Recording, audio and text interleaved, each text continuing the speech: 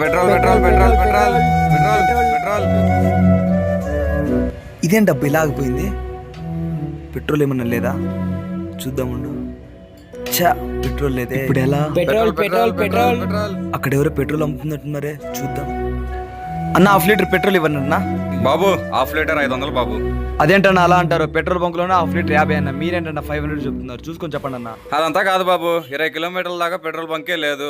తీసుకుంటే తీసుకో, లేదంటే వెళ్తా ఉండు. చూసుకొని చెప్పండి అన్న. రాదు బాబు. సర్లే ఇవ్వండి అన్న, ఫోన్ పే వేస్తాను చూడు.